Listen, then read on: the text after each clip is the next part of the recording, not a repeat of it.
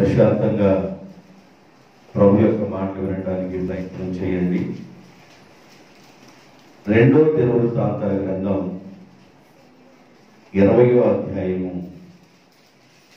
26వ వచనాన్ని 2వ దినవృత్తాంతాల గ్రంథం 20వ అధ్యాయము 26వ వచనం. 4వ దినమున వారు బెరాక లోయలో కూడిరి. ఈ బెరాక లోయలో కూడుకొని వారు యెహోవాకు కృతజ్ఞతాస్తుతులు చెల్లించినందున నేటి వరకు అంటే ఈ రోజు వరకు ఆ లోయకు బెరాక లోయ అని పేరు. ఇలాగున దేవుడు వారి శత్రువుల మీద వారికి జయమను గ్రహించి వారిని సంతోషపరిచెను గనుక యెరూషలేమునకు ఉత్సవములతో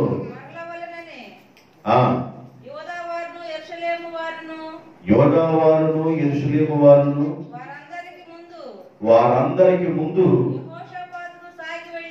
యెహోషాపాతును సాగి వెళ్ళింది. జాగ్రత్తగా వినండి. యెహోషాపాతు రాజుగారు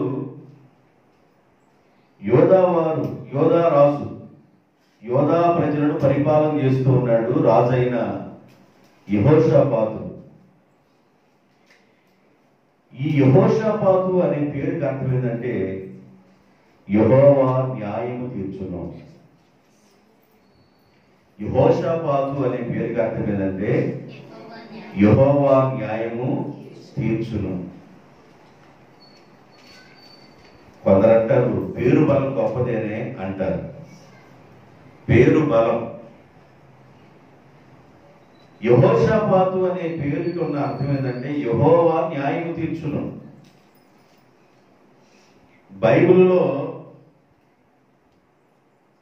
నలుగురు కనబడుతుంటారు యెహోషాపాతు అనేవారు. అందరూ ఈయన కాదు, ఈయన అందరు లాంటి వాడు కాదు. నేను చెప్పే ఈ యెహోషాపాతు యోధా దేశాన్ని పరిపాలన చేసిన రాజు.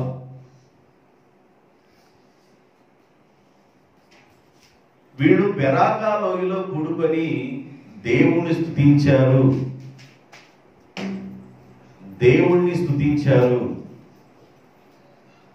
దేవుడు వారి శత్రువుల మీద దేవుడు ఇచ్చిన జయాన్ని బట్టి దేవుణ్ణి బెరాకా లోయలో వారు స్తుతించారు. బెరాకా అనే పేరుకి అర్థం ఏంటంటే స్తుతి లేదా ఆశీర్వాదము అని అర్థం.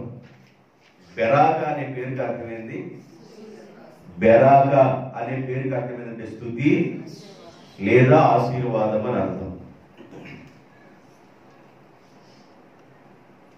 బెరాకా అనే పదం బైబిల్లో ఇక్కడ ఒక్క చోటే కనబడుతుంది.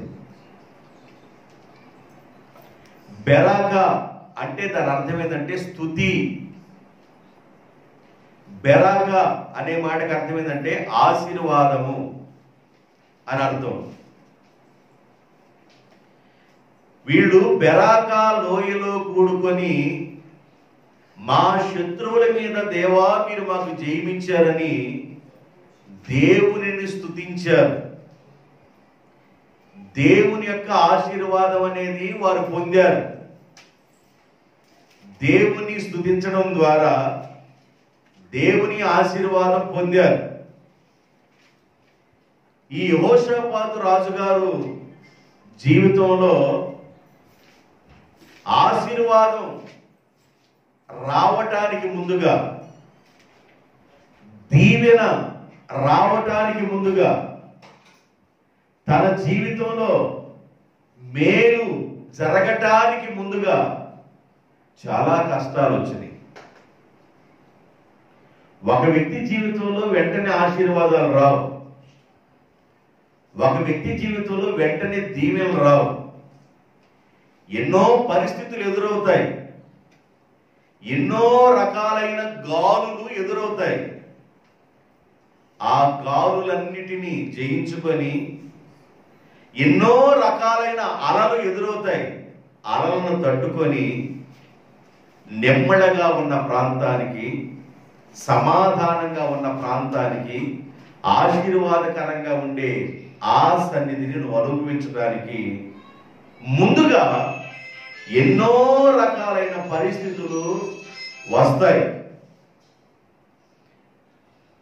ఎవరు పిలుస్తున్నారు పొద్దాక?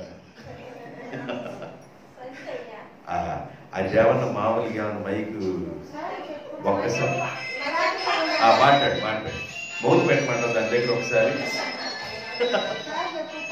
సరే మాట్లాడు ఫోన్ మళ్ళీ చేయలేక. మీరు ప్రార్థనకు వచ్చేటప్పుడు సెల్ ఫోన్ తెచ్చుకున్నారు అనుకోండి, అమ్మకి అర్థం కాదు కాబట్టి అది మోకపోతే అమ్మకు తెలియదు. మీరు కొద్ది సైలెంట్గా పెట్టుకోవాలి. నెంబర్ 1 ఏంటంటే అసలు వచ్చే ముందే ఫ్లైట్ మోడ్లో పెట్టుకొని వస్తే అర్ధ గంటలో మనం ఏమి ఇబ్బంది పడం. ఈ విషయాలు గుర్తుపెట్టుకోవాలి. ఇప్పుడు నేను వాకింగ్ చెప్పాను ఫ్లైట్ మోడ్లో ఉంటుంది. మేము చాలాసార్లు చేసామండి అని అంటారు. నేనంటాను వాకింగ్ చూస్తూ ఉండొచ్చాయి ఆ టైంలో, అందుకే నా సెల్ ఫోన్ పని చేయదప్పుడు. అవసరమైతే రాత్రిపూట మాట్లాడతారు. అది విషయం. ఈ విషయాలు గుర్తుపెట్టుకోండి. యెహోషాపాతు అనే మాటకు అర్థమైంది యెహోవా న్యాయము తీర్చు. ఈ యెహోషాపాతు రాజుగారు రాజ్య పరిపాలన కాలంలో తనకి ఆశీర్వాదం వచ్చింది. బెరాకా లోయ, బెరాకా అనే పదానికి అర్థం ఏంటంటే స్తుతి లేదా ఆశీర్వాదం అని అర్థం. ఇంకొక అర్థం ఉంది. స్తుతి లేదా ఆశీర్వాదం అనే మాట కాకుండానే ఇంకొకటి ఉంది. యెహోషాపాతుకు దేవుడిచ్చిన గౌరవం. 2వ రాజుల గ్రంథం 3వ అధ్యాయము 14వ వచనం. 2వ రాజుల గ్రంథం 3వ అధ్యాయము 14వ వచనం. ఒక ప్రవక్త మాట్లాడుతున్న మాట. ఎలీషా ఇట్లా నేను ఎవని సన్నిధిని నేను నిలబడి ఉన్నానో, ఇశ్రాయేలు దేవుడైన ఆ యెహోవా జీవము తోడు, యోధా రాజైన యెహోషాపాతును నేను గౌరవించుచున్నాను. ఒక ప్రవక్త ఏమన్నాడంటే యోధా రాజైన యెహోషాపాతును నేను గౌరవించుచున్నాను. యోధా రాజైన యెహోషాపాతును ఒక ప్రవక్త అన్నాడు నేను గౌరవించుచున్నాను. ఒక దైవజనుడు నిన్ను ఆశీర్వదించాలి. ఒక దైవజనుడు నిన్ను గౌరవించాలి. దయగలిగిన దేవుడు యెహోషాపాతు రాజుగారు కాలంలో బెరాకా ప్రాంతానికి వెళ్ళిన తర్వాత ఆ లోయలో వారి ప్రార్థన చేశారు. దేవుడు శత్రువుల మీద ఇచ్చిన జయాన్ని బట్టి అక్కడ ఆ చోటికి బెరాకా అని పేరు పెట్టారు. బెరాకా అంటే స్తుతి లేదా ఆశీర్వాదము అని అర్థం. స్తుతి అనే పదానికి అర్థం ఏంటంటే దేవునికి మహిమ కలుగునుగాక. స్తుతి అంటే దేవుడు మహిమపరచడం. అంటే అక్కడ ఉన్న యోధా ప్రజలకు మహిమ రావడానికి, యోధా ప్రజలకు ఆశీర్వాదం రావడానికి, యెహోషాపాతును ప్రవక్త గౌరవించడానికి, యెహోషాపాతు గారు జీవితంలో ఏమి సంభవించింది, ఏమి ఎదురైంది. ఒక మనిషి జీవితంలో ఆశీర్వాదాలు రావటానికి ముందుగా ఏమి ఎదురవుతాయి, ఈ రోజు నీకు ఈ వాక్యం అర్థమైతే నువ్వు దీవించబడినట్లే. 2వ దినవృత్తాంతాల గ్రంథం అక్కడే 20వ అధ్యాయము మొదటి వచనాన్ని చదువుదాం. ఇది అయిన తరువాత, ఈ ఒక్క వచనమే చెప్తాను నేను. ఇది అయిన తరువాత మోయాబీయులను, అమ్మోనీయులను, మేయేనీయులలో కొందరును దండెత్తి యెహోషాపాతు మీదకి వచ్చిరి. మూడు జాతుల వారు యెహోషాపాతు మీదకి వచ్చిరి. అంతలో కొందరు వచ్చి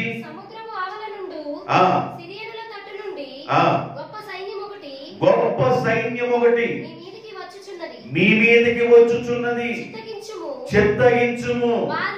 వారు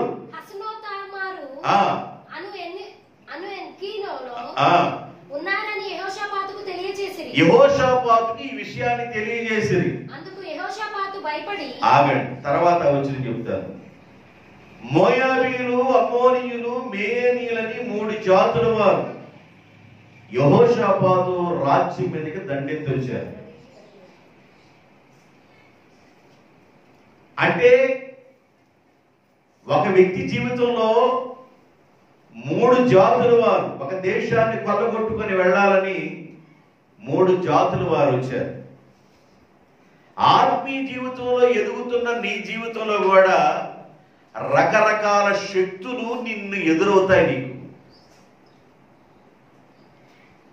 యెహోషాపాతు గారి మీదకి మూడు జాతులు అంటే మూడు రకాలైన శక్తులు, మూడు జాతుల వారంటే మూడు రకాలైన శక్తులు ఎదురైనట్లుగా మన ఆధ్యాత్మిక జీవితంలో ఎదుగుతున్నప్పుడు కొన్ని రకాలైన శక్తులు మనకు ఎదురవుతాయి. వాటి బలము, శక్తి యొక్క బలము ఎలా అణిగిపోయిందో నీకు తెలియాలి. తెలియకపోతే ఆ శక్తుల్ని, ఆ బలాన్ని నువ్వు గెలవాలి. యెహోషాపాతు రాజుగారి మీదకి మూడు దేశాల వారు, మూడు జాతుల వారు అంటే మూడు రకాలైన శక్తులు, మూడు రకాలైన బలాలు ఎదురైంది. ఆధ్యాత్మిక జీవితంలో ఎదుగుతున్న మన జీవితంలో కూడా కొన్ని రకాలైన శక్తులు ఎదురవుతాయి. ఎదురైనప్పుడు ఆ శక్తుల్ని నీవు ప్రార్థన ద్వారా మాత్రమే గెలవగలవు. దేవునికి స్తోత్రం. మానవుని జీవితంలో ఎదురయ్యే శక్తులు బైబిల్లో ఏం రాయబడిందంటే, మొదటి యోహాను రాసిన పత్రిక 2:16 వచనంలో ఒక మాట రాయబడి ఉంది. మొదటి యోహాను రాసిన పత్రిక 2:16 వచనం, లోకములో ఉన్నదంతయు అనగా శరీర ఆశయు, నేత్రాశయు, జీవపు డంబమును, ఇవి పరలోకపు తండ్రి ద్వారా పుట్టినవి కాదు, అవి దయ్యం ద్వారా పుట్టినవి అంటాడు. ఆయన పరిపాలన చేస్తున్న కాలంలో మూడు రకాలైన శక్తులు, మూడు రకాలైన బలాలు, మూడు రకాలైన జాతుల వారు ఆయన ఎదిరించాలని వచ్చారు.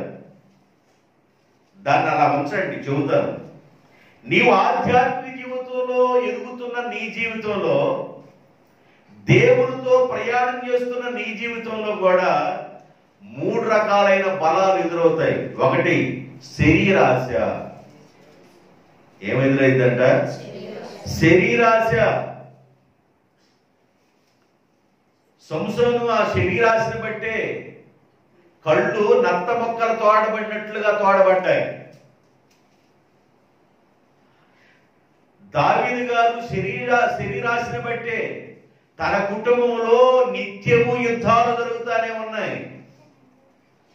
శరీరాశ చాలా భయంకరమైంది. శరీరం రకరకాల యొక్క రుచులను కోరిద్ది. శరీరం రకరకాలైన రుచులను కోరిద్ది. శరీరం మామూలు కాదు. ఈరోజు దమ్ము బిర్యానీ అన్నాం అనుకోండి, మరి ఒక రోజు ఇంకోటి అంటాం, మరి ఒక రోజు ఒకటి అంటాం. శరీరం ఏదైనా కోరిద్ది. శరీరాన్ని జయించాలి. శరీరం చాలా కోరికలు కోరిద్ది. ఉడితమ కోరికలన్నీ కోరిద్ది, లేనిపోయిన కోరికలన్నీ కోరిద్ది. ఈ శరీరాన్ని నీవు గెలవకుండా ఉన్నంత కాలం బెరాక అనుభవంలోనికి రావు,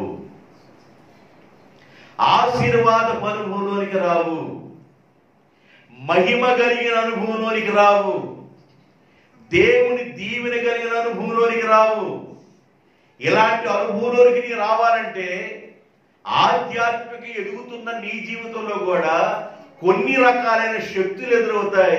యెహోషాపాతుకు ఎదురైనట్లుగా ఆత్మీయ జీవితంలో ఎదురయ్యే శక్తులు ఏంటంటే, ఒకటి శరీరాశ, రెండు నేత్రాశ. యేసు ప్రభు ఎత్తైన ప్రదేశాన్ని తీసుకెళ్లి లోక మహిమను మొత్తాన్ని చూపించింది.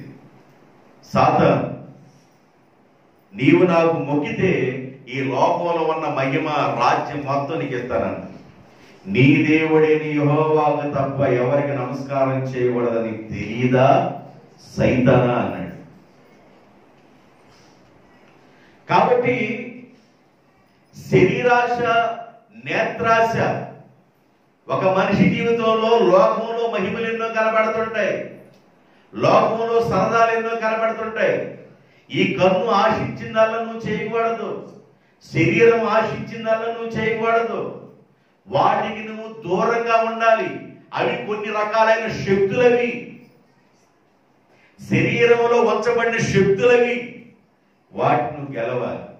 అపోస్తలుడైన పౌలు అంటాడు, ఇతరులకు బోధించిన తర్వాత నేను భ్రష్టున్నైపోతానేమోనని నాకు నేనే నా శరీరమును నలగగొట్టుకొనుచున్నాను. అంటే ఉపవాసాలు పెట్టుచున్నాను అన్నాడు. శరీరం చాలా చెడ్డది, చూపు చాలా చెడ్డది, జీవపడము. మనుషులు ఎవరైనా మనం డాంబికంగా పొగుడుతూ ఉండాలి, దాన్ని కోరుకోకూడదు. రకరకాలైన శక్తులు మన జీవితంలో మన ఆత్మీయ జీవితాన్ని కుంగజేస్తాయి, అణిచేస్తాయి. నిన్ను పొగిడినా పొగడకపోయినా, నిన్ను మెచ్చుకున్నా మెచ్చుకోకపోయినా, దేవుడు నన్ను చూడాలనే ఉద్దేశంతో నువ్వు ప్రయాణం చేస్తే దేవుని కనికరం యెహోషాపాతు బెరాకాలో పొందినట్లుగా నీవు కూడా బెరాకాలో ఆశీర్వాదం పొందుతావు. దేవునికి స్తోత్రం చెప్పండి, గట్టి చెప్పండి, హల్లెలూయా. యెహోషాపాతు గారు ఆ 3 రకాలైన బలాలు వస్తున్నప్పుడు, ఆ 3 రకాలైన జనాలు వస్తున్నప్పుడు, ఆ 3 రకాలైన దేశాల వారు వస్తున్నప్పుడు, ఆ 3 రకాలైన శక్తులు వస్తున్నప్పుడు యెహోషాపాతు ఏం చేశాడు? ఆశీర్వాదం యెహోషాపాతుకి వెంటనే రాలా, దీవెన వెంటనే రాలా, మహిమ వెంటనే రాలా. తనకి కొన్ని సమస్యలు ఎదురైనవి. నీ ఆత్మీయ జీవితంలో కొన్ని సమస్యలు ఎదురవుతాయి. ఎదురైన సమస్యలు మనిషి బలము చేత గెలవలేం. మనిషి బలము చేత గెలవలేనివి ప్రపంచంలో ఎన్నో ఉన్నాయి. ఆత్మీయ బలము ద్వారా మాత్రమే ఎన్నైనా గెలవగలం. ఆత్మీయ బలము ద్వారా గెలవగలం, మనిషి బలము ద్వారా గెలవలేం. ఆత్మీయ బలము ద్వారా గెలవగలం, ఆత్మీయ పౌరుషం ద్వారా గెలవగలం. ఒక రాత్రి అంతా ఆత్మీయ బలముతో ప్రార్థనలో పోరాడి పెనుగులాడి ఆశీర్వాదం పొందాడు యాకోబు. ఈ రోజు నుండి యాకోబు కాదు, ఇశ్రాయేలుగా పేరు మార్చబడింది. కారణం ఏంటంటే ఆత్మీయ బలం. శరీర బలము ద్వారా, బంధు బలము ద్వారా, జన బలము ద్వారా మనం ఏమి చేయలేము. కానీ ఆత్మీయ బలము ద్వారా నీ మీదకి ఎదురయ్యే శక్తుల్ని నువ్వు గెలవగలవు. 3 రకాలైన జాతుల వారు, 3 రకాలైన దేశాల వారు, 3 రకాలైన శక్తులు బయలుదేరి యెహోషాపాతు మీదకి వచ్చినప్పుడు యెహోషాపాతుకి అందరికీ ఎలా ఉండిద్దో ఆయనకు కూడా అలాగే ఉంది. అందరికి ఎలాగుండిద్ది? 3 దేశాల వారు ఒక దేశం మీదకి వస్తున్నప్పుడు ఒక రాజుకి ఎలాగుండిద్దో ఈయన పరిస్థితి ఎలాగుందో 3వ వచనంలో రాయబడి ఉంది. అందుకు యెహోషాపాతు భయపడి, అందుకు యెహోషాపాతు భయపడి, చాలు తర్వాత చెబుతా. యెహోషాపాతు భయపడి మూడు జాతుల వారు, మూడు రకాలైన శక్తులు, మూడు రకాలైన దేశాల వారు యోధా రాజ్యం మీదకి, యోధా రాజ్యాన్ని పరిపాలన చేస్తున్న యెహోషాపాతు రాజుగారి మీదకి ఆ మూడు రకాలైన బలాలు వస్తున్నప్పుడు, ఆ మూడు రకాలైన శక్తులు వస్తున్నప్పుడు మనిషికి ఎలా భయం కలుగుతుందో ఈయన కూడా అలాగే భయం కూడా కలిగింది. సమస్యలు వచ్చినప్పుడు మనిషికి ఏం కలుగుద్ది? భయం వస్తుంది. ఈయన కూడా అలాగే వచ్చింది. సమస్య ఎదురైనప్పుడు ధైర్యం రాదు, భయం వచ్చింది. భయముతోనే నువ్వు బ్రతికి చచ్చిపోకూడదు, భయముతోనే బ్రతికి చనిపోకూడదు.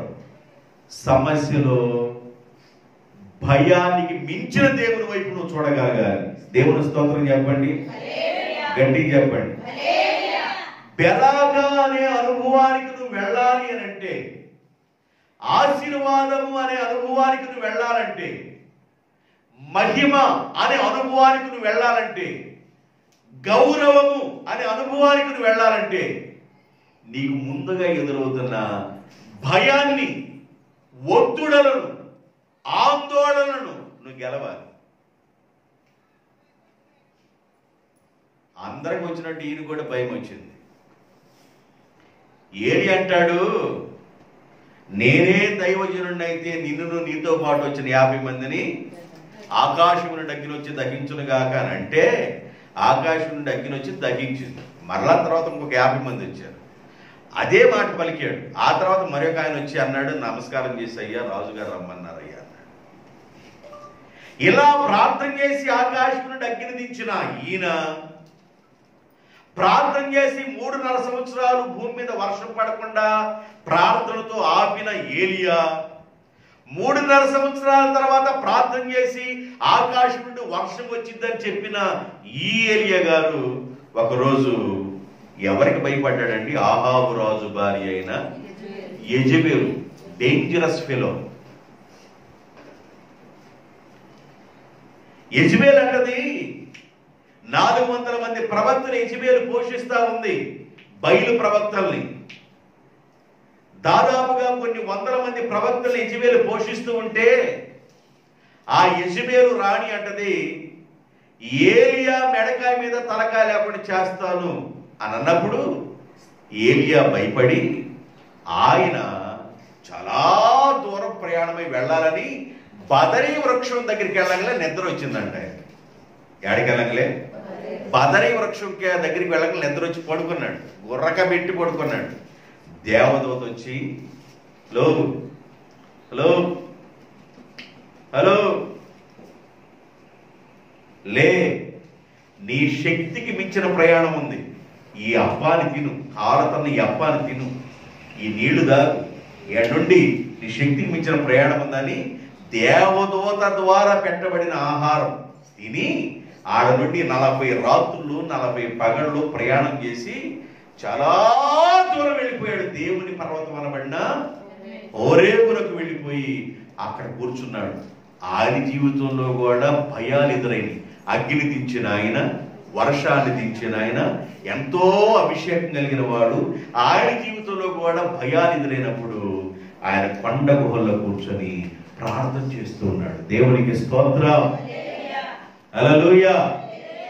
నీ జీవితంలో భయం ఎదురైనప్పుడు నీవు కుంగిపోయి కుంగిపోయి కుంగిపోయి ఒకరోజు ఏడ్చి, 1 సంవత్సరం ఏడ్చి, 2 సంవత్సరాలు ఏడ్చి, 3 సంవత్సరాలు ఏడ్చి, 4 సంవత్సరాలు ఏడ్చి, 5, 6, 10 సంవత్సరాలు ఏడవటం వల్ల ఉపయోగం లేదు. కానీ కృంగుబాటులో నుండి లేచి, భయాల్లో ఒత్తిడులు కలుగు చేస్తున్న వాటిలో నుండి లేచి ప్రార్థన చేయటం ప్రారంభించాలి. యెహోషాపాతు చేసింది అదే. ఆశీర్వాదం రావటానికి నీకు స్తోత్రం అర్థం కావాలి. యెహోషాపాతు జీవితంలో వెంటనే ఆశీర్వాదం ఏమి రాలా. ఆయన జీవితంలో కూడా మనుషుల జీవితంలో ఎదురయ్యే భయాలు కూడా ఆయన జీవితంలో కూడా ఎదురైనవి. మనిషికి సహజ సిద్ధమైన భయాలు ఎదురవుతాయి. భయాలు ఎదురైనప్పుడు భయానికి మించిన దేవుని వైపు నువ్వు చూడాలి. భయం వైపు చూడకూడదు. భయం వైపు చూడకూడదు. గాలిని సముద్రాన్ని చూసి అప్పుడు దాకా నీళ్ళ మీద నడిచిన పేతురంట యేసు వైపు చూసి నడిచాడంట. గాలిని సముద్రాన్ని ఎప్పుడైతే చూశాడో భయం వచ్చేసింది ఆయనకి, మునిగిపోవడం ప్రారంభించాడు. ఆయన అంటాడు, అయ్యా నన్ను రక్షించయ్యా, నన్ను రక్షించు. అప్పుడు ఏమని అంటాడండి ప్రభు, నీ అల్ప విశ్వాసము నిన్ను నీట. దేవుని బిడ్డలు చేయవలసిన పని ఏంటంటే, ఒత్తిడులు కలిగినప్పుడు, ఆందోళన కలిగినప్పుడు, భయము కలిగినప్పుడు నువ్వు మోకాళ్ళు వేయాలి. దేవునికి స్తోత్రం. నువ్వు స్తుతించడం ప్రారంభించాలి. విరామము లేని స్తుతి, విరామము లేని స్తుతి. ఎంతసేపు చేస్తామయ్యా? పిడకలు చేసి కానీ గోడ కొట్టమంటే గంట సేపు కానీ పేడ పిసికి 3 గంటలు కానీ గోడకి పటాపటమని కొట్టగలం. కానీ అది ఈజీ ప్రాసెస్ ఉందా నీకు? పిసికి గోడకు పడటానికి ప్రార్థన చేయలేవా నువ్వు? మోకరించలేవా నువ్వు? దేవుణ్ణి అడగలేవా నువ్వు? దేవుణ్ణి అడగలేని రోషం నీకు లేదా? దేవుని సన్నిధానంలో ప్రార్థించని రోషం నీకు లేదా? సమస్య వచ్చినప్పుడు కుంగిపోయి, సమస్య వచ్చినప్పుడు ముక్కునప్పటి, కళ్ళప్పటి, ఈ ముక్కులప్పడేమో సీవుడి, కళ్ళప్పడేమో నీళ్లు కాసుకుంటా, ఆ చెంగంతా తడుపుకుంటా, అది కూడా తడిచిపోయి పిండేసి ఆరేసి, ఇలాగే కుంగిపోయి ఎంతకాలం ఉంటావు నువ్వు? ఎట్లాగే కుంగిపోయి నువ్వు ఎంతకాలం ఉండగలవు? ఈ రోజున దేవుని యొక్క వాక్యం అర్థమవుతున్న నీ జీవితంలో కురుంగుబాటులో నుండి నీవు లేవాలి. దేవునికి స్తోత్రం. నీ ఒత్తిడికి మించిన దేవుని చూడు, నీ భయానికి మించిన దేవుని చూడు. దావీదు గారు అంటాడు, కొండల తట్టు నా కన్నులెత్తుచున్నాను. కొండల తట్టు కన్నులెత్తే కొండల ద్వారా సహాయం వచ్చిందా? కొండల తట్టు నా కన్నులు ఎత్తుచున్నాను. కొండల తట్టు కన్నులు ఎత్తితే కొండల ద్వారా ఏమైనా సహాయం వచ్చిందా? ఆయన కింద అంటాడు, కొండల తట్టు నా కన్నులు ఎత్తుచున్నాను, కానీ సహాయం వచ్చే దేవుని వైపే నేను చూస్తున్నాను. దేవునికి స్తోత్రం. దాని అర్థం ఏంటంటే, దేవుని మీదే నా మనస్సును పెడుతున్నా, దేవుని వైపే నేను చూస్తున్నా. దేవుని వైపు చూడాలి. ఆధ్యాత్మిక జీవితంలో ఎదుగుతున్న నీ జీవితంలో, దేవునితో ప్రయాణం చేస్తున్న నీ జీవితంలో ఏదైనా ఒక సమస్య వచ్చినప్పుడు, ఏదైనా ఒక ఆందోళన వచ్చినప్పుడు, ఏదైనా ఒక భయం వచ్చినప్పుడు, ఏదైనా శక్తులు నిన్ను ఆవరిస్తూ ఉన్నప్పుడు, అంటే దాని అర్థం ఏంటంటే 3 రకాలైన జాతులు, 3 రకాలైన శక్తులు ఇలాగ ఆయన మీద ఆవరించి వచ్చినప్పుడు అందరికి వచ్చినట్టు ఈయన కూడా ఏమొచ్చింది? భయం వచ్చింది. ఇప్పుడు ఆ భయముతోనే బ్రతికి చనిపోయాడా యెహోషాపాతు? ఆ భయముతోనే బ్రతికి చనిపోయినట్లయితే బెరాకాలో వాళ్ళు ఆశీర్వాదం పొందేవాడు కాదు, వాళ్ళ శత్రుల మీద వాడు జయం పొందేవాడు కూడా కాదు. రైట్? ఎంతవరకు మీకు అర్థమైంది? మరొక వచనం చెప్తాను. 32వ అధ్యాయం ఆదికాండం 32వ అధ్యాయం 1 నుండి 9 వరకు చదువుకోవచ్చు, బాగుంటుంది. యాకోబు తన త్రోవను వెళ్ళుచూ ఉండగా దేవదూతలు యాకోబుని ఎదుర్కొనిరి. యాకోబు వారిని చూచి ఇది దేవుని సేన అని చెప్పి ఆ చోటికి మహానాయిము అని పేరు పెట్టాడు. యాకోబు షేయూరు దేశమునున్న తన సహోదరుడైన ఏశావు నొద్దకు దూతలను షేయూరు దేశములో ఉన్న తన సహోదరుడిని ఏశావు. ఏశావు ఎక్కడున్నాడు? షేయూరు. మనం ఇప్పుడు 2వ దినవృత్తాంత గ్రంథంలో ఉన్నామే. ఈ షేయూరు మన్యములోని ఈ 3 దేశాల వారు వచ్చారు. ఏశావు సంతానం అక్కడ ఉంది. మీరు గుర్తుపెట్టుకోవాలి. వాక్యాన్ని అమాయక చక్రవర్తులు కనబాకండి, జాగ్రత్తగానండి, అర్థం చేసుకోండి. మైండ్ని ఎలబరేట్ చేసుకోండి, వాక్యం అర్థమవును గాక. దేవునికి స్తోత్రం. మీరు నా ప్రభువైన యేషావుతో ఎంతవరకు నేను లాబాను యొద్ద 20 సంవత్సరాలు నివాసం చేసి ఉంటినని నా ప్రభువైన యేషావుతో. ఆయన ప్రభువా యేషావుకి? యాకోబుకి యేషావు అవుతాడు, ప్రభు అవుతాడా, అన్న అవుతాడా? ఇది భయం వచ్చి ప్రభు అని చెబుతున్నాడు. చూడండి, నా ప్రభు అయిన యేషావుతో నేను లాబాను దగ్గర 20 సంవత్సరాలు జీవించి తిని నాకు పశువులను గాడిదలను దాస దాసీ జనమును కలరు. నీ కటాక్షము నా యందు కలుగునట్లుగా నా ప్రభువునకు, అంటే వాళ్ళన్నకు ఈ విషయం తెలియజేయడానికి కొందరు మనుషుల్ని పంపాను. నీ సేవకుడైన యాకోబు అనినని ఇలాగ చెప్పినని మీరు చెప్పండి.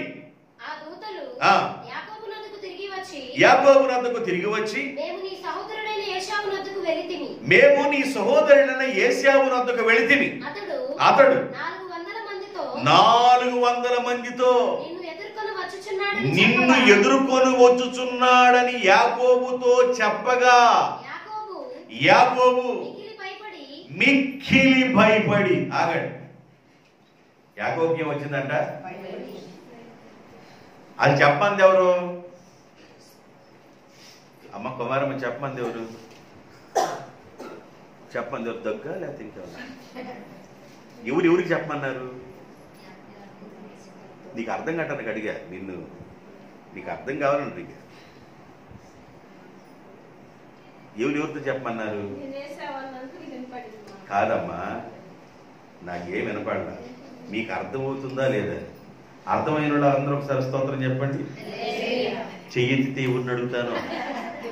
మీరు డేంజరస్ మనుషులు, మీరు డేంజర్లో ఉన్నారు, డేంజర్ జోన్లో ఉన్నారు. డేంజర్ జోన్లో నుండి బయటికి రండి. దేవునికి స్తోత్రం. హల్లెలూయా. యాకోబు తన ప్రభు దగ్గరికి పంపాడంట. ప్రభు అంటే ఎవరంట? యేషావు. యేషావు యాకోబుకి ఏమవుతాడు? అన్న అవుతాడు.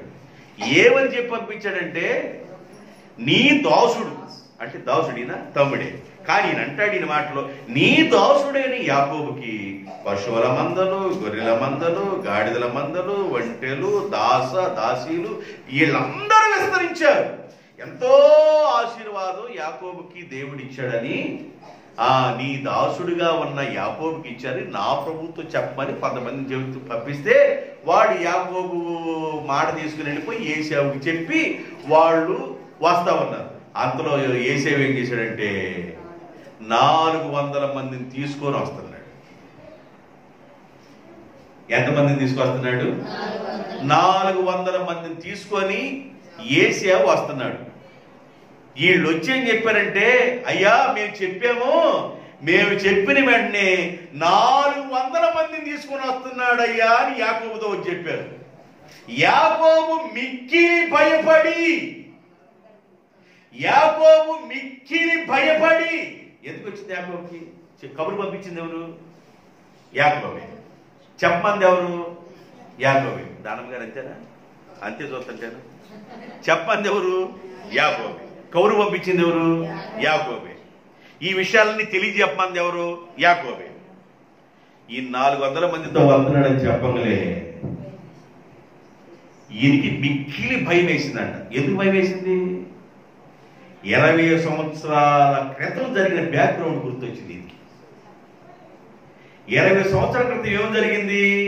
వాళ్ళ తల్లి ఇంటి దగ్గర నుంచి బయలుదేరి వెళ్ళేటప్పుడు యేషావు అన్న మాటలు గుర్తొచ్చినాయి. యేషావు అంటాడు, రే నాకు చిక్కుడుగాయల కూర పెట్టి ఆశీర్వాదం పొందావు, నాన్నకేమన్నా ఆహారం పెట్టామన్నా ఆశీర్వాదం పొందావు, కాబట్టి నాకు రావలసిన దీవులన్నీ నువ్వు కాజేసావు, నేను నిన్ను కాజేద్దాం అనుకుంటున్నాను అన్నాడు. ఈ మాటలు గుర్తొచ్చినాయి. 400 మందితో వస్తున్నాడంటే నన్ను కాజేయటానికే వస్తున్నాడనే భయం వచ్చింది. భయం వచ్చినప్పుడు భయములోనే యాకోబు లేడు. భయం వచ్చినప్పుడు భయములోనే లేడు. భయపడుతున్న ఈ వ్యక్తి భయానికి మించిన దేవుని వైపు చూడటం ప్రారంభించాడు. దేవునికి స్తోత్రం, హల్లెలూయా. భయానికి మించిన దేవుని వైపు చూడటం ప్రారంభించాడు. ఎబ్బేకు దగ్గర కూర్చొని దేవా దేవా దేవా దేవా దేవా దేవా దేవా ఈయన ప్రార్థన చేస్తూ ఉన్నాడు. భయాన్ని, ఒత్తిడిని గెలవాలి అంటే, భయమును, ఆందోళనను, ఒత్తిడులను నువ్వు గెలవాలంటే దేవునితో సహవాసం చేయాలి. ఒక్క రాత్రంతా కూర్చొని ప్రభు పాదాల దగ్గర ఒక్క రాత్రంతా ప్రార్థన చేసిన అనుభవం ఉందా?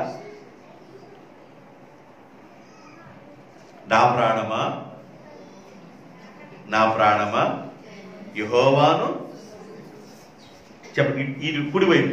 నా ప్రాణమా యెహోవాను సన్నుతించు, నా అంతరంగమును సమస్తమైన పరిశుద్ధ నామమును సన్నుతించు. ఆయన చేసిన ఉపకారంలో దేనిని ఇట్రండి. నా ప్రాణమా తినుము త్రాగుము. 9 గంటల కంటే ముందుగానే 12 గంటల నిద్రలోకి వెళ్ళి 10 మంది నేను నిద్ర అసలు కాలేనండి, అసలు నిద్ర కాయలేదు నేను.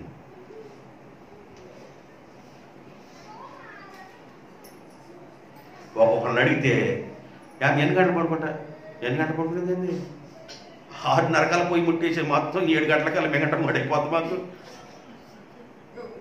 9 గంటలకల్లా నేను ఆ మధ్య నర్సాపల్లి వెళ్తే మేము చిన్నపిల్లప్పుడు 12 గంటల దాకా కూర్చునేవాడు. మేము చిన్నపిల్లప్పుడు ఎవరు కూర్చోవట్లేదు.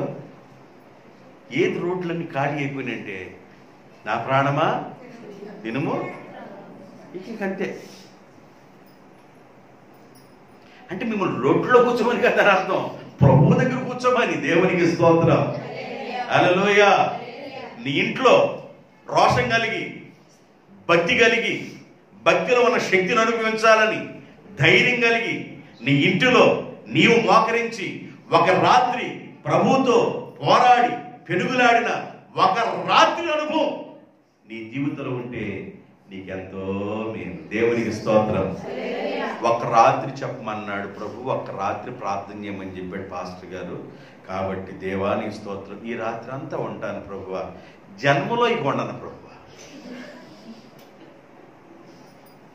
ఇక జన్మలో ఉండను. ఒక్క రాత్రి అన్నాడు ఆయన, అందుకని ఒక్క రాత్రి ఉంటా, ఇక జన్మలో ఉండను. ఎన్నో రాత్రులు దావీదంట నిద్రపోలేదంట. దేవునికి స్తోత్రం. ఎన్నో రాత్రులు ప్రార్థన చేశాడు, ఎన్నో రాత్రులు ప్రభు దగ్గర కూర్చున్నాడు. ఆశీర్వాదం ఊరికి రాదండి. ఆశీర్వాదం అంటే దాని అర్థం ఏంటంటే అది నీకును నీ పిల్లలకును నీ పిల్లలకును నీ పిల్లల పిల్లలకును ఈ ఆశీర్వాదం సదాకాలం ఉంటుందని దావీదు దేవుడు అన్నాడు. దేవుడి దగ్గర నుండి వచ్చేది ఏదైనా ఏదో ఆటోమేటిక్ లాగా ఉండదా? అట్లా ఉండదు. దేవుడి దగ్గర నుండి వచ్చే ఏ ఈవైనా, ఏ దీవెనైనా, ఏ వరమైనా ఆయన శాశ్వతంగా నీకు ఉండాలని ఇస్తాడు. దాన్ని పోగొట్టుకోవాడు, నువ్వు పోగొట్టుకోవాడు. ప్రార్థన ఫలాన్ని పోగొట్టుకోవాడు, ప్రార్థన ఆత్మను పోగొట్టుకోవాడు, స్తుతించే ఆత్మను పోగొట్టుకోవాడు, రోషం కలిగిన ఆత్మను పోగొట్టుకోవాడు, మోకరించాలనే తపన పోగొట్టుకోవాడు. ప్రభు దగ్గర పదే పదే పదే పదే పదే పదే పదే నువ్వు ప్రార్థన చేస్తూ ఉండు. భయములో నుండి, ఆందోళన నుండి, ఒత్తిడుల నుండి వాటి మీదగా ప్రభు నిన్ను నడిపించి బెరాకా అనే అనుభవానికి దేవుడు నిన్ను తీసుకొచ్చిన గాక. దేవునికి స్తోత్రం. యెహోషాపాతుకి ఎలాగైతే ఆ 3 దేశాల వారిని చూసి, 3 రకాలైన జాతుల వారిని చూసి, 3 రకాలైన శక్తులను, వాటి బలాన్ని చూసి ఎలాగ యెహోషాపాతు భయపడ్డాడో, యాకోబు ప్రార్థనాపరుడైన యాకోబు కూడా మిగుల భయపడెను. ఒక రాత్రంతా పోరాటం, ప్రార్థన చేయడం, పెరుగులాటం ప్రారంభించాడు. దేవునికి స్తోత్రం. ప్రార్థన వినేడి పావనుడా, ప్రార్థన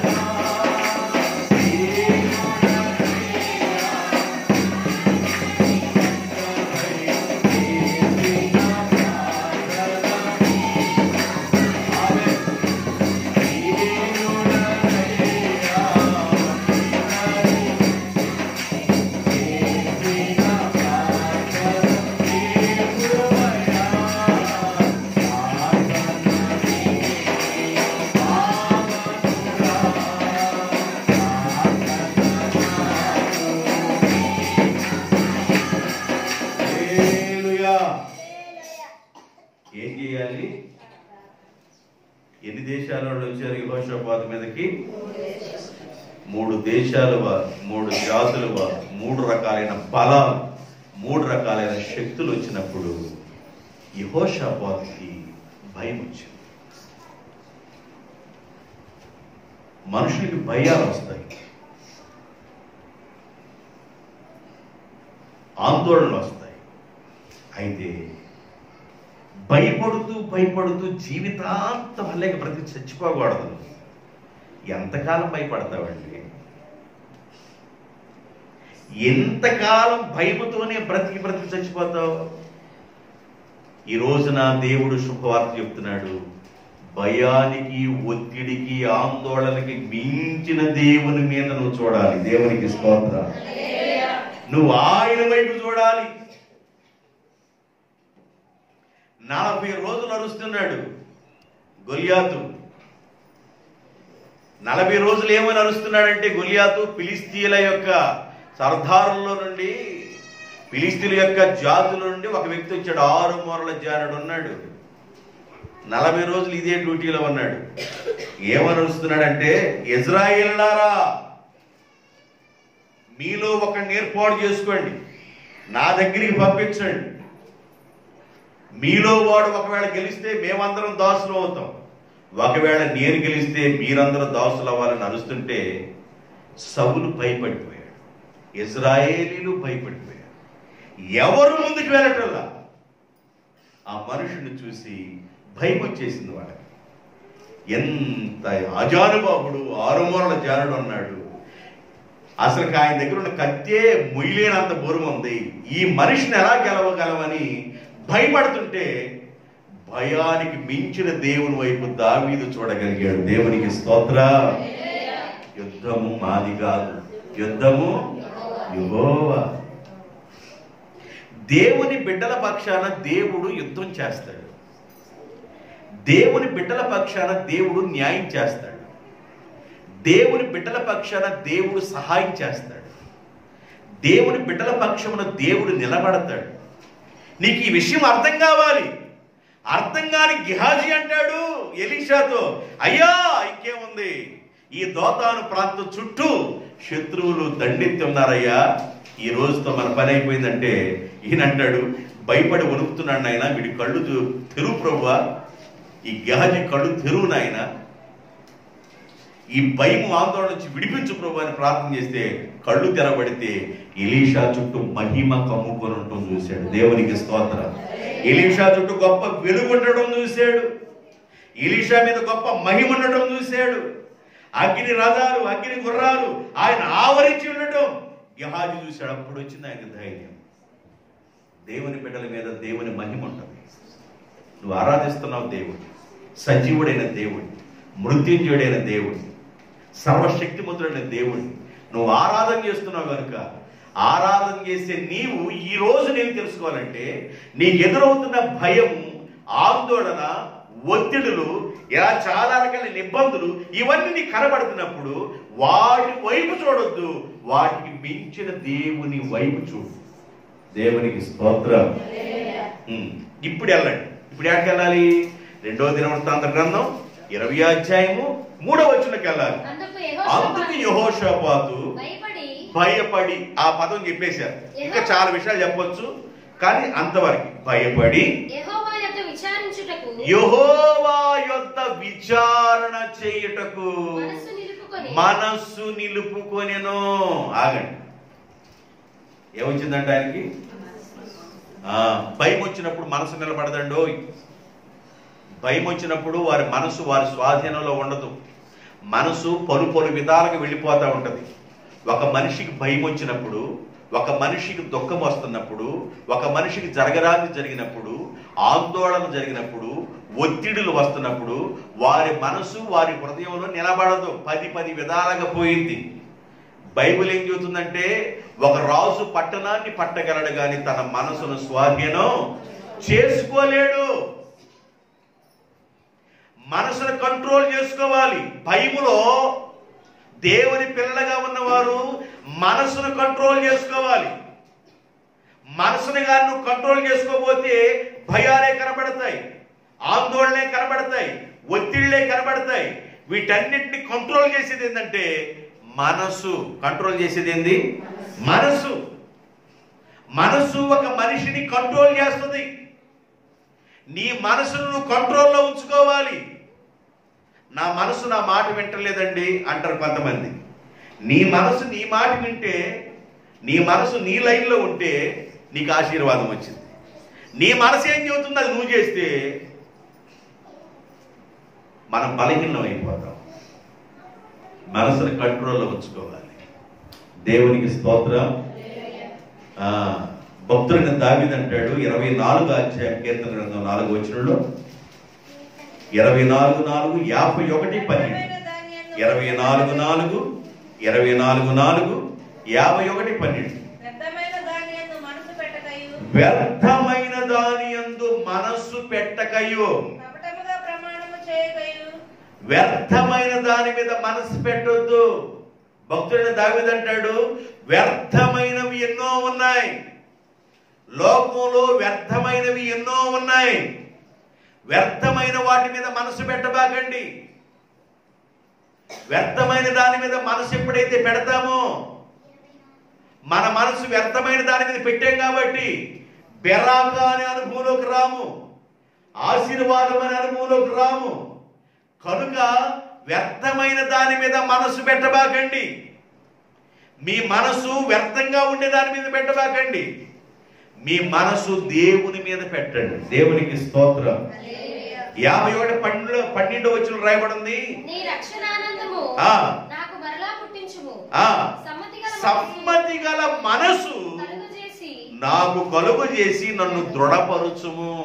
సమ్మతి గల మనసు. అయ్యా నా మనసు సమ్మతిగా అంటే దాని అర్థం ఏంటంటే నీకు అనుకూలంగా ఉండేటట్లుగా ఉంచి దాన్ని గట్టిపరచు, దృఢపరచు అయ్యా. సమ్మతి గల మనసు నాకు అయ్యా, స్థిరంగా ఉండే మనసు నాకు అయ్యా. వ్యర్థమైన దాని మీద మనసు పెట్టకుండా వ్యర్థమైన దాని మీద మనసు పెట్టాడు ఒకసారి దావీదు. మనసు పెట్టడం వల్ల నాతాను ప్రవక్త అని అంటాడు దావీదు గారి దగ్గరికి వచ్చి, రాజా ఒక పేదవాడికి ఒక గొర్రె ఉంది, అక్కడ చాలా ధనవంతుడు ఉన్నాడు, చాలా గొర్రెలు ఉన్నాయి. ధనవంతుడి ఇంటికి బంధువులు వచ్చారు, ఎన్నో గొర్రెలు ఉన్నాయి, ఒక గొర్రెను కోసి విందు చేయొచ్చు ఆ ధనవంతుడు. పేదవాడుకున్న ఒకే ఒక గొర్రెని తీసుకొచ్చి విందు చేశాడు అననులే, అతడు ఎవరైనా అతడు మరణమునకు పాత్రుడు అన్నాడు గట్టిగా దావీదు గారు. నాతాను గారు అన్నారు, ఆ మనుషుడవు నీవే. అర్థమైపోయింది దానికి. దావీదు గారికి చెప్పేవాళ్ళుండి దావీదు గారు బాగుపడ్డారు, సొలొమోనుకు చెప్పేవాళ్ళు లేక సొలొమోను గారు చెడిపోయాడు. ఇక సొలొమోనుకి ఎవరు చెబుతారు? నీ ముందు జ్ఞాని లేడు, రాబోయే దినాలు జ్ఞాని ఉండడు. ఇంక ఈయనే చెప్పాలి ఎవరికి చెప్పినా.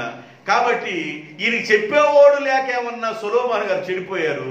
దావీదు గారు చెప్పేవాళ్ళు ఉన్నారు కాబట్టి, దావీదు గారికి వినే మనసు ఉంది కాబట్టి దావీదు బాగుపడ్డాడు. అందుకని దేవుడు అంటాడు, ఆ ఒక్క బత్షెబా విషయంలో తప్ప నా కుమారుడికి ఎక్కడైనా ఏలు పెట్టడానికి అవకాశం లేదు అంటాడు.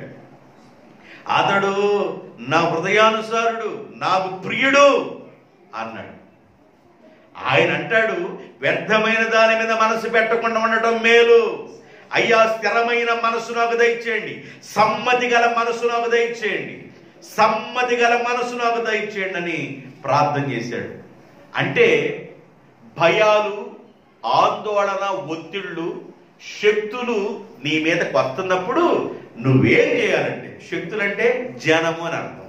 3 దేశాలు వారు, 3 దేశ ప్రజలు ఈయన మీదకి వస్తున్నప్పుడు ఆ వారి యొక్క బలము, వారి శక్తులను బట్టి ఈయన భయపడ్డాడు. అయితే మనస్సు నిలుపుకున్నాడు. ఇక్కడ ఏం చేశాడంట? మనస్సు నిలుపుకున్నాడు. దేవుని బిడ్డలకు చాలా ప్రాముఖ్యమైనది ఏంటంటే మనసు ఇంపార్టెంట్. దేవునికి స్తోత్రం. మనసు చాలా ప్రాముఖ్యమైందండి. మనసును గట్టిగా పట్టుకోవాలి, అది స్థిరంగా ఉండాలి. పలు విధాలుగా నా మనసు నాలో లేదండి, నా మనసు నేను కంట్రోల్ చేసుకోలేకపోతున్నాను, నా మనసు చాలా ఒత్తిడిలో ఉంది అనకూడదు. నీ మనసును కంట్రోల్లోకి తెచ్చుకోవాలి. భయానికి మించిన దేవుని వైపు చూడాలి. నువ్వు బెరాక అనుభవంలోకి వెళ్ళాలంటే, మహిమ కలిగిన అనుభవంలోకి వెళ్ళాలంటే, గౌరవపు అనుభవంలోకి వెళ్ళాలంటే మనసును స్వాధీనం చేసుకోవాలి. ఆమేన్ చెప్పండి. దేవునికి స్తోత్రం. 139వ కీర్తన 2వ వచనం. 139వ కీర్తన 2వ వచనం. నేను కూర్చునుట నీకు తెలియదు, నేను లేచుట నీకు తెలియదు. నాకు తలంపు పుట్టక మునిపే, తలుపులు కాదులే, తలంపు పుట్టక మునిపే నీవు నా మనసు గ్రహించి ఉన్నావు. దేవునికి స్తోత్రం. అంటే స్పీడ్గా చదవటం వల్ల కొంచెం అట్లా పర్లేదు, దేవుడిని దీవించుగా. నేను కూర్చునుట నీకు తెలియను, నేను లేచుట నీకు తెలియను. నా మనసులో ఒక ఆలోచన పుట్టక మునిపే నా మనసు ఏందో నీకు తెలుసు. అంటే మన మనసు దేవునికి పూర్తిగా తెలుసు కనుక నీ మనసు దేవునికి ఇవ్వాలి. దేవునికి స్తోత్రం. నీ మనసు దేవుని మీద నిమగ్నం చేయాలండి. నేను బెరాక అనుభవం గురించి మాట్లాడబోతున్నాను. బెరాక అనగా దాని అర్థం ఏంటంటే ఆశీర్వాదము లేదా స్తుతి అని అర్థం. వీరు బెరాక లోయలో కూడుకొని తమ శత్రువుల మీద దేవుడు ఇచ్చిన జయమును బట్టి వారు అక్కడ దేవుణ్ణి స్తుతించిరి. బెరాకాలో వారు దేవుణ్ణి స్తుతించారు. ఆ ప్లేసుకి బెరాక అని పేరు పెట్టారు. ఆ లోయకి బెరాక అనే మాటకు అర్థం ఏంటంటే ఆశీర్వాదము. యెహోషాపాతు జీవితంలో ఎన్నో ఒత్తిళ్ళు వచ్చినాయి, ఎన్నో రకాలైన శక్తులు వచ్చినాయి, ఎన్నో రకాలైన ఆందోళనలు వచ్చినాయి. వాటన్నిటిలో ఆయన బెరాక అనుభవంలోకి ఎలా వెళ్ళగలిగాడు అంటే అది చెబుతున్నా మీకు. ఏమొచ్చింది మొట్టమొదటానికి? భయము వచ్చింది, ఆందోళన వచ్చింది. 3 దేశాల శక్తులన్నీ వచ్చేసింది. దేవుని బిడ్డలతో యుద్ధం చేయడానికి శక్తులు వస్తాయి. నా సేవ తొలి దినాల్లో ఉపవాసాలు ఉండి ప్రార్థన చేస్తూ ఉంటాను. తొలి దినాలు ఇక్కడే కొన్ని శక్తులు బయలుదేరు. అవి బర్రిగొడ్డి మందలాగా బయలుదేరు. నేను వెళుతూ ఉన్నా, అవి నాకు ఎదురు వస్తా ఉన్నాయి. నేను ఆగిపోవాలా, వెళుతూనే ఉన్నా. దేవునికి స్తోత్రం. ఎప్పుడైతే వెళుతూ ఉన్నానో అవి ఒకదాని వాటి దూకి పరిగెడతాం ప్రారంభమైంది.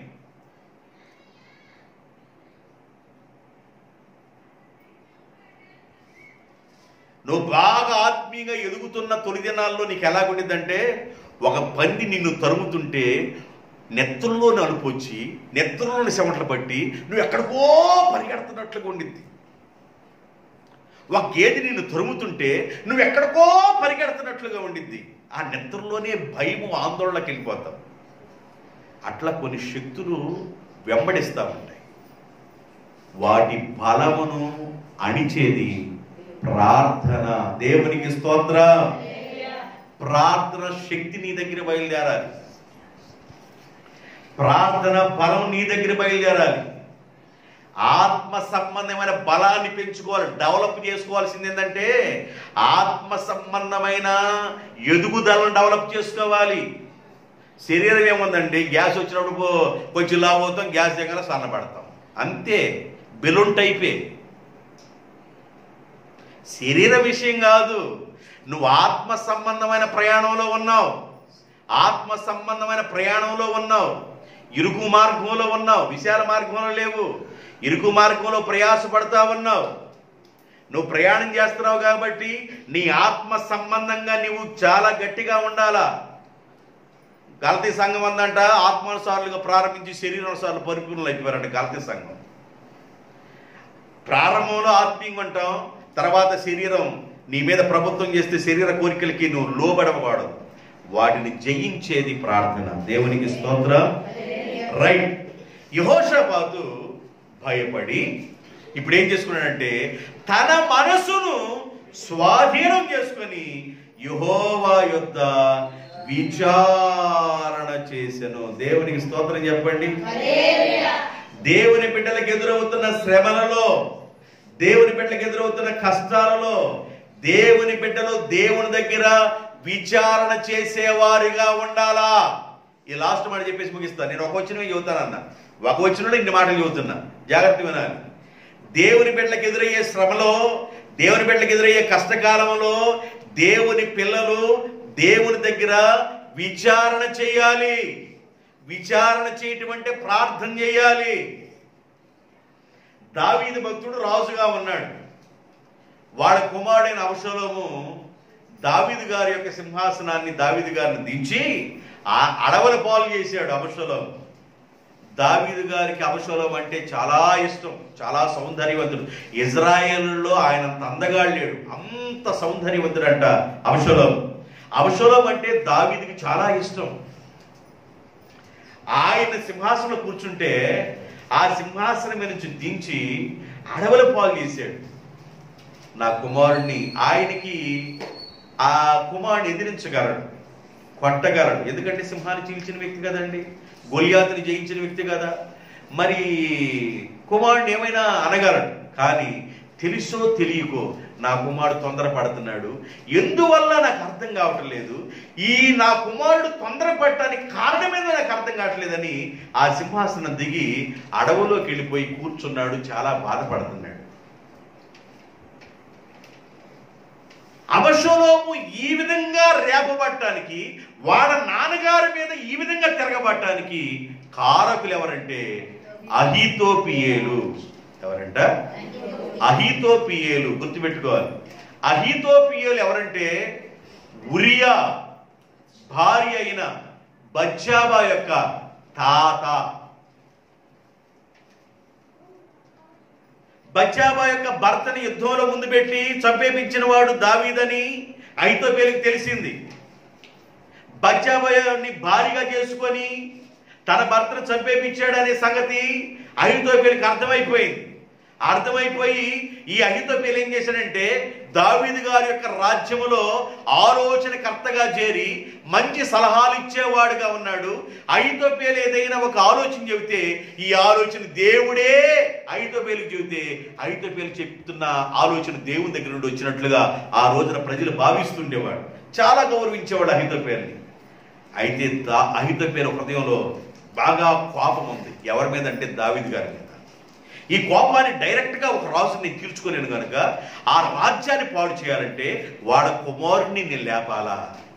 రే బాబు, మీ నాన్న ఈ రాజ్యాన్ని ఇదిగో ఆ సొలొమోనుకి ఇస్తాడు, మీ నాన్నకి నువ్వంటే ఇష్టం, సొలొమోనుకి ఇవ్వటం ఏంది? సొలొమోను ఎవరు? బత్షెబా యొక్క కుమారుడు. అంటే అహీతోపెలుకి ఏమవుతాడు? తాత. బత్షెబాకి తాత. ఇప్పుడు బత్షెబా కొడుకు ఏమవుతాడు? సరే, ఏదవుతాడు మీకు వరుసలు అర్థమైపోయినాయిగా. దేవుని స్తోత్రం. అయితే ఈయనేం చెబుతున్నాడంటే సొలొమోను అనేవాడు రాజు అవుతాడు, నువ్వు అవ్వాలి అని ఈయన పురుగొల్పుతున్నాడు. పురుగొల్పి మీ నాన్న సింహాసనం దించేసి పంపించేశారు బాబు అని అన్నాడు. ఈయన వెళ్ళిపోయాడు, అడవుల్లోకి వెళ్ళిపోయి ప్రార్థన చేసుకుంటా ఉన్నాడు. అహీతోపెలు ఏం చెప్పాడంటే, మీ నాన్నతో ఎప్పుడైనా డేంజరే, మీ నాన్న యుద్ధం చేతైన వాడు, మీ నాన్న యుద్ధ నేర్పరి, గొలియాతుని జయించాడు, సింహాలను గెలవగలిగాడు, తోడేళ్ళని గెలవగలిగాడు, ఏదో ఒక రోజు నీ మీద వచ్చి పడతాడు, కాబట్టి ఆయన వచ్చి నీ మీద పడక మునిపే నువ్వే వెళ్ళి ఆయన మీద పడని అహీతోపెలు సలహా ఇస్తాడు. ఈ సలహాతో పాటు యుద్ధం చేయడానికి వాళ్ళ నాన్నగారితో పాటు వెళ్ళిన 30 మంది మీద వాళ్ళ నాన్నగారి మీద యుద్ధం చేయడానికి బయలుదేరి అబ్షాలోము వెళ్తుంది. ఈ విషయం దావీదు గారికి తెలిసింది. దావీదు గారి పక్కన వాళ్ళ అక్క కొడుకు, చెల్లెలి కొడుకు యోవాబు, అభిషేక్ మేనల్లుళ్ళు 2 ఉన్నారు. ఈ మేనల్లుడితో చెప్పాడు, రే బాబు, రే నాయనా, నా కుమారుడు తెలుసో తెలియకో తొందరపడుతున్నాడు, నా కుమారుడు తెలుసో తెలియకో మరలా నా మీద యుద్ధానికి వస్తున్నాడు. నాయనా, నా కుమారుడిని ఏం చేయబాకండి, దయచేసి నా కుమారుడికి ఏ భిక్ష పెట్టండి, ప్రాణ భిక్ష పెట్టండి రా నాయన అని చెబితే సరేనని తలకగిప్పి వెళ్ళిపోయారు. ఈయన గాడిద మీద వస్తున్నాడు యుద్ధం చేయడానికి. గాడి మీద రావటం ఒక చెట్టు కిందకి రాగలే ఆయనంట వెంట్రుకలు చాలా బాగుండేయంట. ఆ వెంట్రుకలు మొత్తం వెళ్ళిపోయి చెట్టుకు పట్టేసింది. గాడిదేవన కిందకి వెళ్ళిపోయింది, ఆయన ఏలాడుతున్నాడు. దావీదు గారి మేనల్లుడు ఒక బాణం తీసుకొని సూటిగా తన గుండెలో కొట్టారు, చనిపోయాడు. యుద్ధం ఆగిపోయింది, వచ్చేసారు. దావీదు గారు గబగబ లేచి, అయ్యా, నా కుమారుడు ఎలాగున్నాడు, అయ్యా, వాడు తెలుసో తెలియకో నా మీదకి వచ్చాడు, మీరు క్షమించారా, నా కుమారుడిని మన్నించారా, ఎలాగున్నాడు నా కుమారుడు అని దావీదు గారు ఆశతో అడుగుతుంటే ఏం చెప్పలేకపోతున్నారు. అర్థమైపోయింది దావీదుకి, చచ్చిపోయాడని అర్థమైంది.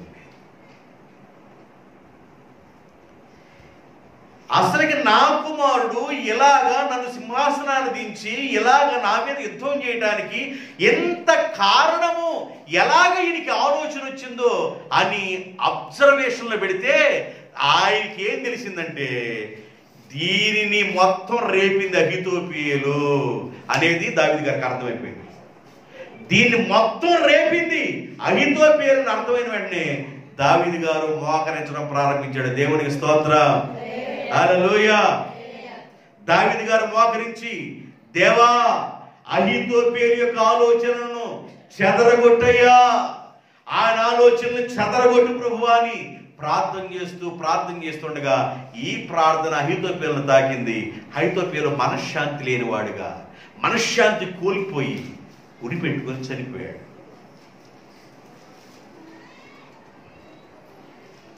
దీని రీజన్ ఏంది, ఎక్కడ ప్రారంభమైంది విషయాన్ని తెలుసుకొని మోకాళ్ళు వేయడం ప్రారంభించాడు. దేవునికి స్తోత్రం. సమస్య వచ్చినప్పుడు మోకాళ్ళు వేసి ప్రార్థన చేయడం ప్రారంభించాలా, నీ మోకాళ్ళ బలి నర్పించాలి, యెహోవా యొద్ద విచారణ చేయాలి. దేవుని బిడ్డలకి శ్రమలు వచ్చినప్పుడు, దేవుని బిడ్డలకు కష్టాలు వచ్చినప్పుడు దేవుని దగ్గర విచారణ చేయడం ప్రారంభించాలి. పౌలు శీలలు కొట్టబడ్డారు, ఆ రాత్రి వేళ దేవుని దగ్గర ప్రార్థన చేయడం ప్రారంభించారు. వారు ప్రార్థన చేస్తూ ఉండగానే దేవుని అద్భుతమైన శక్తి వారు కూడుకున్న స్థలం మీదకి రావడం ప్రారంభమైంది. దానియేలుకి శ్రమ ప్రారంభమైంది. ఆయన ప్రార్థన చేస్తూ ఉండగా సింహాల నోళ్ళ మూయబడిని. షడ్రకు మెషకు అబేద్నెగోలకి శ్రమ ఎదురైంది. వాళ్ళు ప్రార్థన చేస్తూ ఉండగా అగ్ని వాళ్ళని ఏమి చేయలేకపోయింది. ప్రార్థన ప్రతి బలమును, ప్రతి శక్తిని ఆనందించగలదు. కాబట్టి దేవుని బిడ్డలు ఏమి నేర్చుకోవాలంటే ప్రార్థన చేయడం నేర్చుకోవాలి. మరలా మరలా మరలా మరలా మరలా మరలా మాట మాటకి నువ్వు విసిగించాలి దేవుణ్ణి.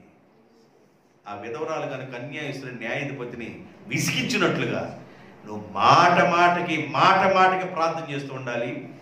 ఈ ప్రార్థన నేను ఎక్కడ తీసుకెళ్ళిందంటే బెరాకా అనుభవంలోనికి తీసుకెళ్ళను గాక. తర్వాయి భాగం రేపు చెప్పుకుందాం. తలవచ్చు.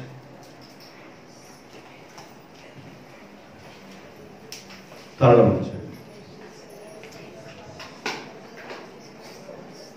నీకు వాక్యం అర్థమైందా? నీ మనసులో దేవుని మాటలు ప్రేమతున్నాయా? శక్తి లేని వ్యక్తిగా ఉంటున్నావా? బలం లేని వ్యక్తిగా ఉంటున్నావా? ఆత్మ సంబంధమైన ఒక్క నువ్వు నీ మీద ఈ రాత్రి పడును గాక. నీ ఆత్మ దేవుని కొరకు రగులును గాక.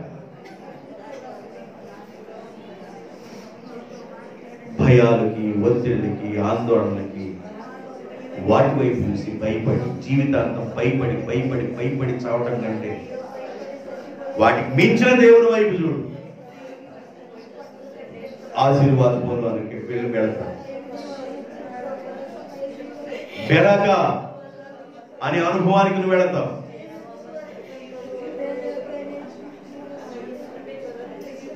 పరిశుద్ధుడా పరిశుద్ధుడా. 3 దేశాల శక్తులు, 3 దేశాల ప్రజలు వారి బలం ఎదురగినప్పుడు భయపడ్డాడు. అందరూ భయపడ్డాడు. మనస్సు నిలవలేకపోయింది భయం. కానీ మనసును కంట్రోల్ చేసుకోండి. దేవుని దగ్గర విచారణ చేయటానికి, ప్రార్థన చేయటానికి, బ్రతిమలాడటానికి మనసును వశపరచు.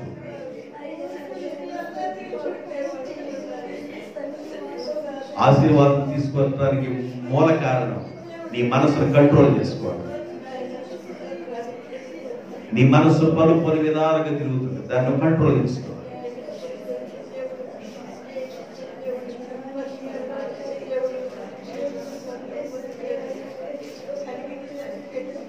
కనికరగలిగిన ప్రభువా, కరుణా సంపన్నుడా, నిత్యుడగు తండ్రి, బలమైన మా ప్రభువా, పరిశుద్ధమైన దేవా, మీకు వందనాలు, స్తుతులు, స్తోత్రాలు.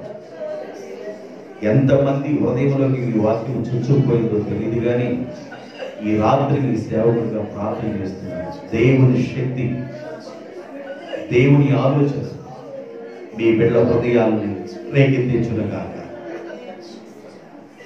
ఎదురయ్యే భయాలలో, ఒత్తిడిలలో, సమస్యలు, కుటుంబపరమైన భయం, రోగపరమైన భయం, బిడ్డల పరమైన భయం, ఎప్పుడేమో జరుగుతుందనే భయం, ఇలాంటి ఒత్తుడు ఆలోచనలన్నిటినీ అణగదొక్కి వాటి మీద నుండి మీ వైపు చూసే నేత్రాలు దయచు. మీ శక్తితో మీ బిడ్డలను కప్పమని, సంఘ విశ్వాసులు వారి కుటుంబాలను దీవించమని, గ్రామాన్ని మీరు ఆశీర్వదించమని, సంఘ సరిహద్దులు విశాలపరచమని, బలమైన దేవుడుగా మీరు మాతో ఉండి నడిపించమని, మీ పరిశుద్ధాత్మిక సన్నిధి సహాయమును సంపూర్ణంగా దయచేయమని, ప్రతి దురాత్మ క్రియలను, కార్యములను పాతాళ లోకంలో యేసు నామములో బంధిస్తూ దైవికమైన శక్తిని విడుదల చేస్తూ ప్రతి కుటుంబాన్ని ఆశీర్వదిస్తూ యేసయ్య నామములో ప్రార్థన చేయుచున్నాను తండ్రి.